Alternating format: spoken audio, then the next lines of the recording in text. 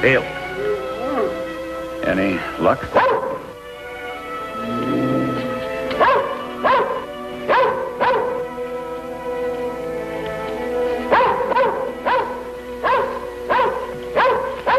I didn't mean to startle you. That's rather clumsy of me. There's no harm done. She took our picture. Well, I consider that highly complimentary. Well, I couldn't resist it. The grouping was so perfect. Better give me that film, lady.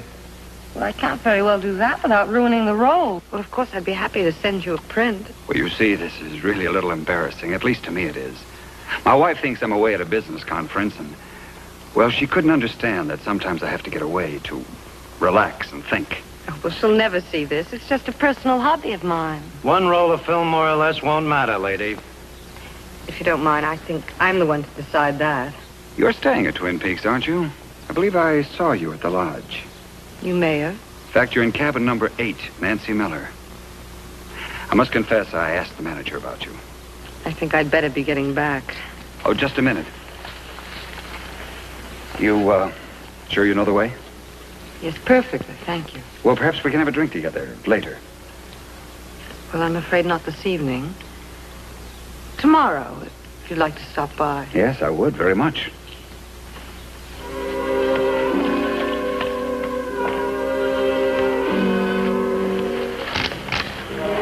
I was reliably informed that you're highly intelligent. I'm beginning to wonder.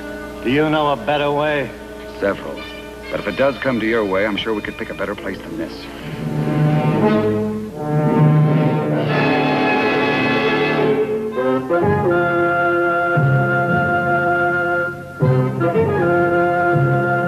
And now, Instant Maxwell House Coffee, the amazing coffee discovery in the jar with the stars on top, presents Richard Diamond, Private Detective. Starring David Janssen.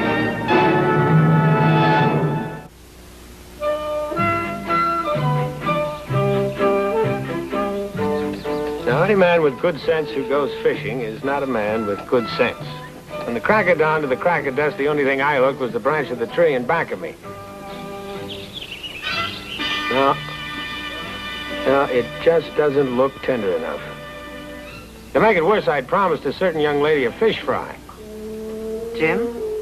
Harriet Talbot. Yes, I got it. Immediately, if possible. There's a plane at midnight. But they caught me at it. I don't think they know who I am yet. I'll call you.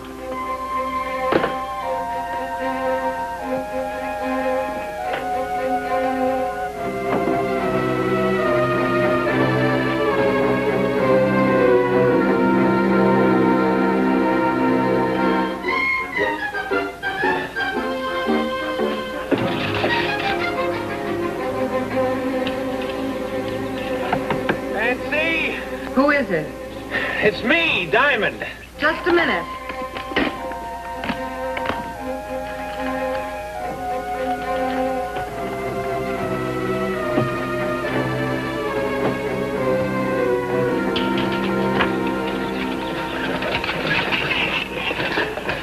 How big is the one that got away? 6'1", 180 pounds, me.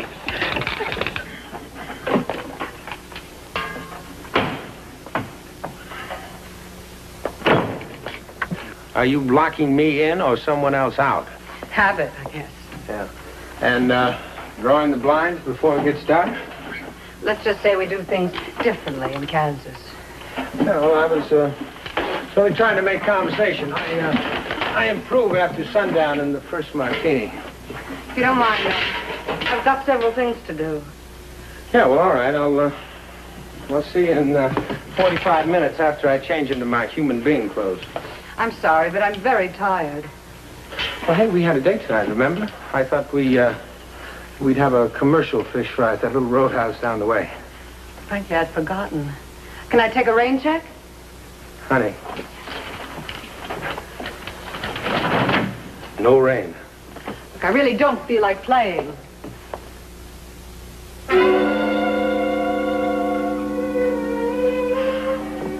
And I have just got to figure that I have come to the end of a very imperfect day. No, wait a minute. Well, I was just being silly. We did have a date. Yeah, well, that's what I thought 2 minutes ago. And then 1 minute ago, I thought we didn't. What's in here? And there? Flies, honey.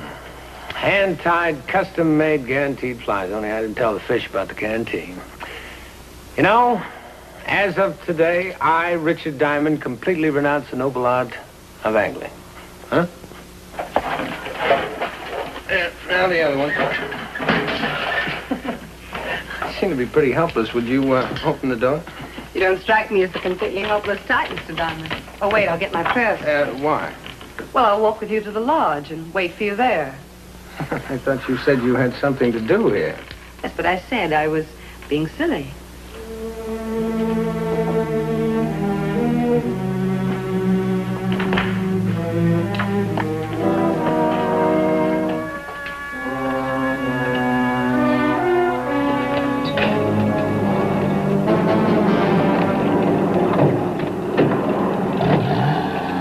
I've seen that Jeep around here before. Neither have I. Now, I wouldn't say I have a suspicious nature. Well, I merely don't trust anybody. And the girl was no exception.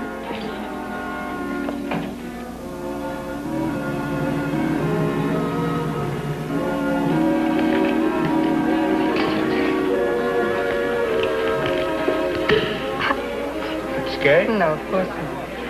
Well, something had. You seem to enjoy prying into my character, Mr. Diamond. Well, now, you've got to admit it's fascinating. When I met you 3 days ago, you mentioned that you lived in Montana. Now today, you live in Kansas City. That takes character. I was just using Kansas as a figure of speech. There are a few things more obvious than damsels in distress. I thought maybe I could help. I'm not in distress. That is another thing about damsels in distress. They never admit it. I'd much rather be plied with champagne and philosophy, Mr. Diamond. Well, Miss Miller, how nice seeing you again. I don't believe we've met. My name is Adams. Oh, well, Richard Diamond, how are you? How do you do? Won't you join? I'm sure Mr. Adams would rather rejoin his friend. No, as a matter of fact, I'm quite alone. I would like a moment of your time, if I may, please, Miss Miller. Oh, well, if this is personal, I'll take this to the bar. Oh, no, I'm sure it's nothing personal. Well, not exactly, that is. You see, I was in the woods this afternoon and happened to run across another hunter. Miss Miller saw fit to record the event for posterity. Well, I explained to Mr. Adams that candid photography is my hobby. Yes, and as I understand, quite an expensive hobby. Miss Miller, I'll give you $50 for that roll of film. It's a hobby I should look into. I told you, I'll send you a print. Perhaps I'm not making myself sufficiently clear. Hobby people have a penchant for entering contests, Mr. Diamond. A friend of mine a few years ago on a hunting trip took several pictures, and they all ended up in a color layout and outdoor living. I'm not that good. Well, let's say then that my peace of mind is worth $100 to me. Oh, you know, these prices get out, you're going to be the most photographed man in Twin Peaks. I think we can dispense with your little pleasantries, Diamond. I do not enjoy being bought, Mr. Adams, or bullied. Perhaps you can make her see reason. Hold out for 200. I'm sorry you're taking this thing as some sort of a jest. I only think you're being very unreasonable. Yes, perhaps I am. Well, I would appreciate your restricting that photograph to your private collection, Miss Miller. Now, would you two excuse me, please? Yeah, see you around. Well, so that's what it's all about, huh? All right, I admit something's bothering me, but it's certainly not that silly picture. Now, if you don't mind, I'd like to go home. No, we still have some champagne left. Please?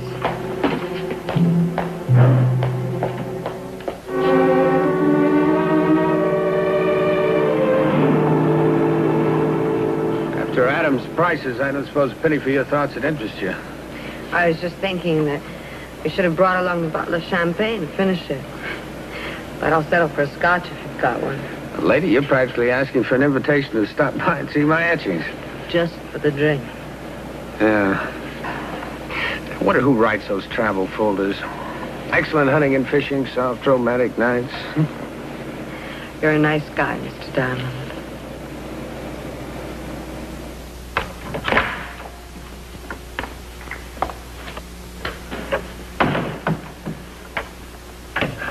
Well, it's not much, but, well, let's face it, it isn't much. I'll get the drinks.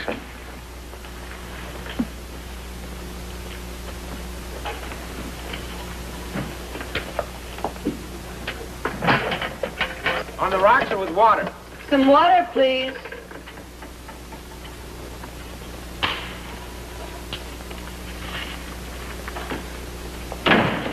There you go. There's no law that says we can't pretend it's champagne. Well, I could giggle, say it tickles my nose. Unless you want to disillusion me completely. I'm afraid I'm going to have to do just that. Yeah, well, go ahead. You've lost me already this evening. Well, there's a certain man in my life, and we had a fight. I came here to get away. But I've got to go back and straighten things out. End of story. Well, that's a nice, safe story. You sure you didn't leave out the twist? A little one. I was going to go back earlier and take the large limousine into the city, and, well, then you walked in, and I thought maybe being with you... That I ran second in a 2-horse race? Rick, would you take me back to town? I'd rather appeal for a new trial. No, it's something I have to do. Lady, you have used up a year's supply of woman's prerogative in one evening. All right, come on.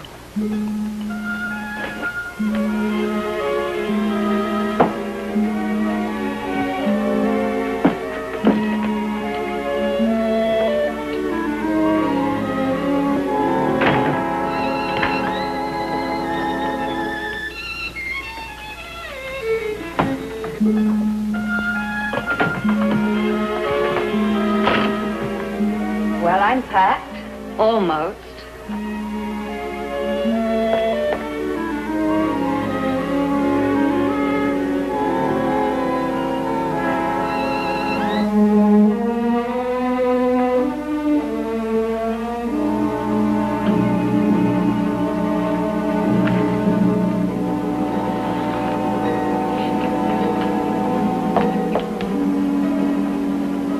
Have you noticed your blind is drawn? Let's not go into that again. All right, but it wasn't drawn with me left. Now, one of the reasons to draw a blind is to turn on a light. And one of the reasons to turn on a light would be to find something. Now, I'd say your room was carefully ransacked, Miss Miller.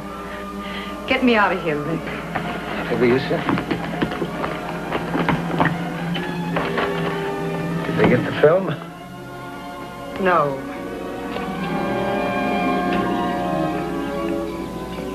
Well, I knew I was in it now. My curiosity had pushed me past the point of no return. Curiosity in the color of her eyes and the way her nose turned up at the end. Well, I didn't regret getting involved. I did regret leaving my automatic 200 miles away in a drawer.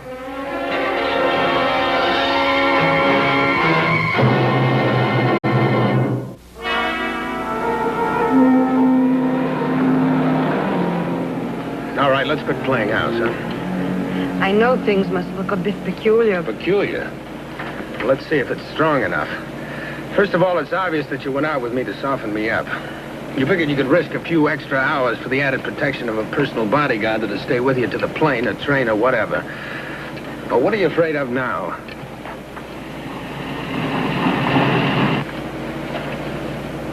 Who's behind us? I don't know. Adams, maybe. The man he met this afternoon, or both. Well, don't tell me that film isn't important now. How far will they go to get it? They're not going to get it. Now, let me put it to you this way. The name in the flap of your purse is Harriet Talbot. Tell me you changed your mind about your name. Rick, you've just got to trust me. I don't see why. It's obvious that you have the film and our little friends back there want it. I think I'll stop and give it to them. You can't. Look, they're not going to settle just for the film now. They'd have to take care of us. Well, lady, you'd better convince me of that or I'm slowing down. What if I told you I'm a reporter? Even with the few facts I have, I'd say that spelled trouble, if I believed you. Do you? Well, 90% no. It's the 10% that traps me. Guess I have to go along for the ride, don't I?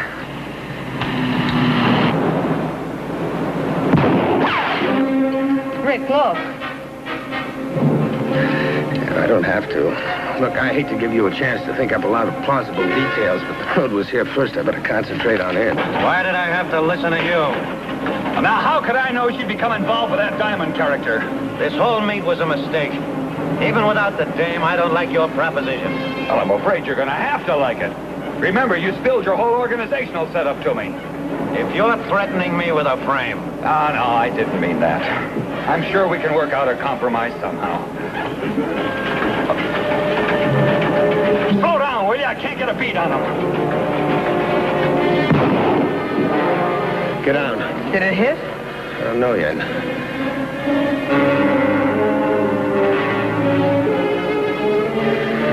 I take it back. It hit. What are we going to do? This big masquerade of yours didn't include carrying a gun, did it? I didn't plan on quite this sort of activity. I'll have to settle for your makeup kit.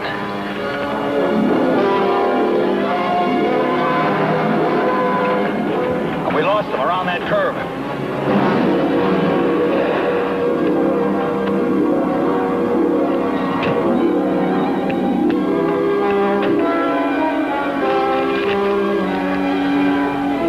Your paper buys me a new car if this works. Get over there.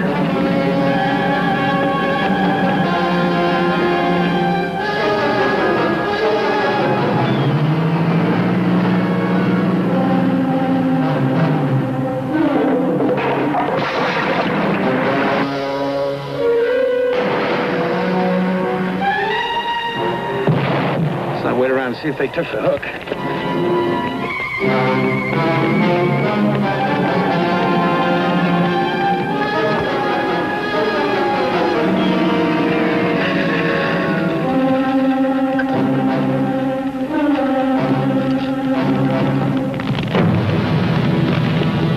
I'd say this makes it perfect for us. Anybody could have an accident here. Yes. And even if the doors were sprung and they were thrown free, they still wouldn't stand a ghost of a chance. Not a ghost of a chance.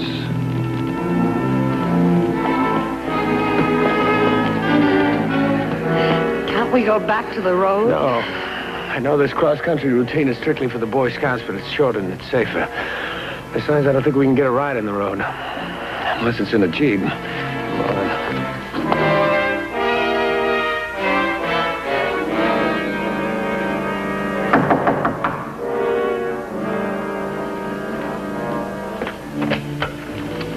Can I come in for a moment?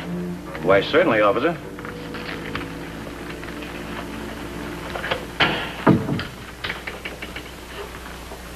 Harry Carlin? Yes? That narrows it a little. Narrows what? Car went over the cliff at Devil's Bend. We figured it had to come from here at Lakeview or from Twin Peaks. Had all the guests accounted for it except an Adams, a Diamond, and a Miss Miller. All from Twin Peaks. Don't suppose you know anything about them? Can't help you. Too bad. All of them dead, I guess. No. Just one. Well, that's a break. But how could two people live through anything like that? There was only one in the car. A man. Must have been thrown free. Brush fire took care of his body, though. I see. Just one. Yeah, it looks like Adams or Diamond. We'll find out. I think that'll be all, sir. Well, good night, officer. Good night.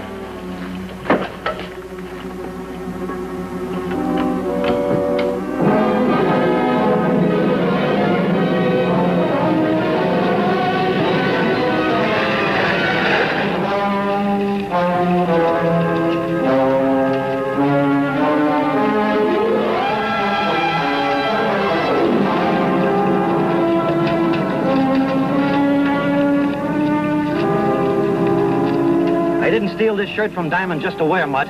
Go find him.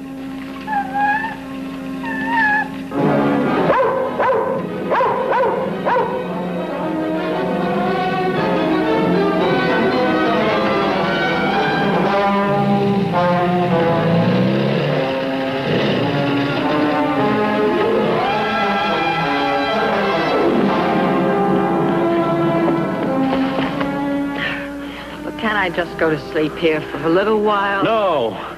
You're just trying to punish me because I won't tell you something that's none of your business. Yeah, now, look, anytime I'm subject to being killed, I think I have a reason to know why. I'm sorry. You'll understand in a few days. Yeah, well, I can't wait that long.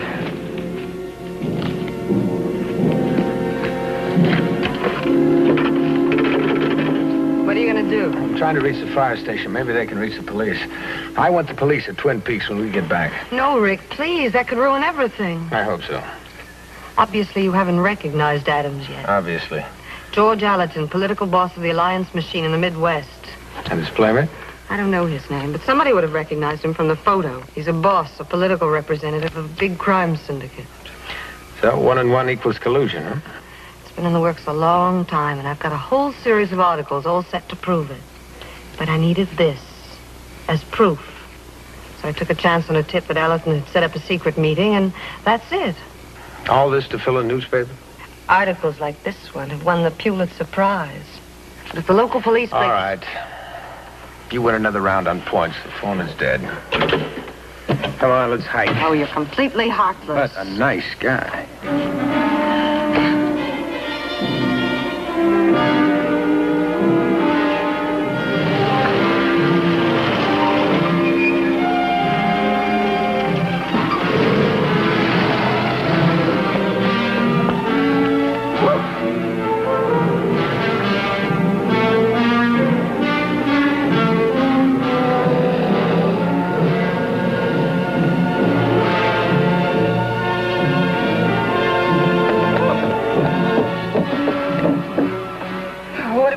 Wait for the Queen Mary? I have to settle for one of the lifeboats. Am I hearing things? The other man had a hunting dog. Well, that lets the boat out.